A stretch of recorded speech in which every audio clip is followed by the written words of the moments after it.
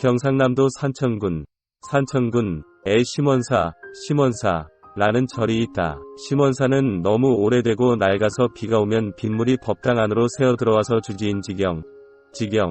스님은 이 절을 중수하고자 원을 세워 100일 기도를 하였다. 기도 회양날 꿈에 부처님께서 네가 내일 동구 밖에서 맨 처음 만나는 사람에게 시주를 청하라 하시었다. 이튿날 아침 지경 스님은 아침 예불을 하고는 권선문을 들고 설레는 마음을 달래며 동구 밖에서 서성거렸다. 그런데 맨 처음 나타난 사람은 윗마을 조부자 집에 사는 머슴 삼돌이가 아닌가? 부처님도 무심하시지. 저 머슴이 무슨 돈이 있다고 시주를 부탁하란 말인가? 그만 맥이 탁 풀린 스님은 땅에 털썩 주저앉아 버렸다. 이 모습을 본 머슴이 다가와 스님, 어디가 편찮으십니까? 하며 부축을 해일으켰다. 스님은 몇 번을 망설이다가 그래도 부처님께서 하신 말씀을 떠올리며 저를 중수하고자 하니 시주를 해달라고 부탁을 했더니 뜻밖에도 머슴은 저를 중수하려면 돈이 얼마나 드는지 모르지만 제가 그동안 장가가려고 모아온 품삯을 드릴 테니 스님 보태어 저를 중수하십시오.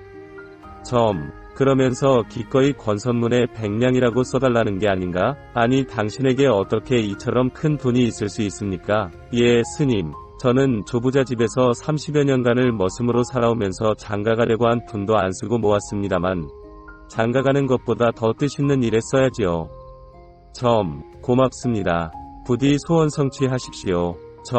지경 스님은 머슴 삼돌이의 마음에 감탄을 하며 몇 번이고 인사를 하였다. 며칠 후 머슴은 돈 100냥을 가지고 심원사로 왔다. 머슴이 법당 안에 들어서자 언제나 근엄한 모습의 부처님께서 빙그레 웃고 계셨다. 부처님, 저는 못 배운 게 한이올시다. 이렇게 남의 머슴으로 평생을 지내고 있습니다만 부처님, 다음 생에는 부디 저도 배워서 남의 머슴 신세만은 면하게 해주십시오. 하며 머슴은 부처님 전에 절을 하였다. 머슴 삼돌이가 평생을 모아온 뼈아픈 그 돈을 시주한 이야기를 들은 동네 사람들은 모두 다 미쳤다고 수근거리며 지경 스님이 코에서 돈을 뜯어냈다고 헛소문을 내고 다녔다. 모두들 욕을 하고 비방을 해도 저를 중수하는 일은 착오 없이 진행이 되어 마침내 심원사는 비가 와도 걱정 없이 지낼 수 있도록 훌륭하게 중수되었다. 허나 모든 재산을 다 바친 머슴은 이제 돈이 없어 장가도 갈 수가 없었다. 절이 중수되어 한 해가 지나갈 무렵 그 머슴은 중풍이 들어 앓다가 앉은뱅이가 되어버렸다. 머슴은 조부자 집에 살 수도 없었다. 사람들 등에 업혀 절에 들어오게 된 머슴을 스님은 정성껏 간호를 하였다. 시주한 공덕이 있으니 꼭 나으리라 믿으면서 머슴을 위해 100일 기도를 시작했다. 그런데 100일 기도도 마치기 전에 그는 우연히 눈이 멀더니 덜컥 죽어버렸다. 허탈한 마음을 달래며 정성껏 화장하여 장례를 치루어준 스님은 허망한 마음을 가눌 수가 없었다. 이토록이나 부처님이 야속할 수 있단 말인가. 한 푼 쓰지 않고 평생을 머슴살이하여 모아온 그 돈을 부처님께 시주한 공덕도 몰라주시다니. 화가 난 스님은 도끼를 들고 법당에 들어가 영험도 없는 부처님을 한없이 원망하며 부처님 이마를 도끼로 내리쳤다. 그랬더니 도끼가 이마에 박혀 빠지지를 않았다.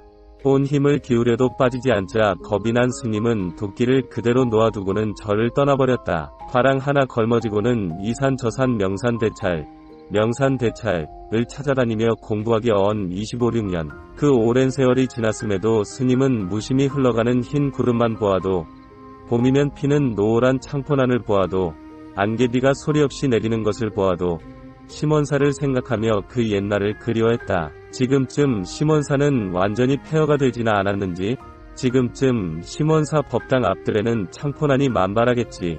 지금쯤은 누군가가 들어와 도끼를 빼고 부처님 시봉을 하고 있겠지.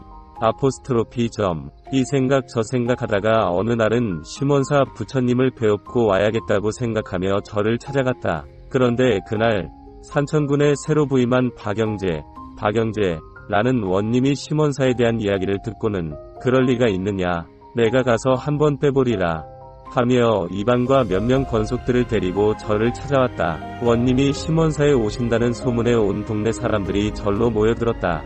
원님께서 심원사에 와서 보니 과연 듣던 이야기대로 부처님의 이마에는 도끼가 박혀 있었다. 참 괴이한 일이로구나 하며 손으로 부처님 이마에 도끼를 잡으니 쑥 빠지는데 화주시주상봉 이란 쓴 글자가 도끼날에 씌어 있었다. 그 글귀를 보는 순간 원님은 화련대오 하였다. 그때야 원님은 전생에 자기를 볼 수가 있었다. 도끼를 뽑는 순간 구경꾼들 속에 있던 지경스님은 원님 앞에 나아가 절을 하니 원님은 스님의 손을 잡으며 스님, 나는 전생에 스님의 덕택으로 시주한 공덕이 있어 일자무식으로서 3세에 받을 업보를 한 생으로 끝마치고 금생에 좋은 곳에 태어나 이런 벼슬을 하게 되었구려. 하며 스님과 함께 부처님 앞에 나아가 한없이 절했다. 얼마 후 부처님을 쳐다보니 도끼가 빠져 이마에 난 상처는 깨끗이 없어지고 이마에서는 백호광명이 빛났다. 이것을 본 원님은 스님, 다른 곳으로 가지 말고 나와 함께 이곳에서 공부합시다. 하며 스님을 붙잡았다. 구경하던 마을 사람들은 모두들 이제부터는 부처님을 정성껏 섬기기를 다짐하며 부처님께 절했다. 천심으로 시주한 공덕으로 한 생을 머슴살이로, 한 생을 앉은뱅이로, 한 생을 눈 먼 장님으로 이렇게 삼생을 고통 속에 살아야 할 악업의 업보를 한 생으로 끝마쳤다 한다. 유용하게 보셨다면 구독, 알림 설정 부탁드려요.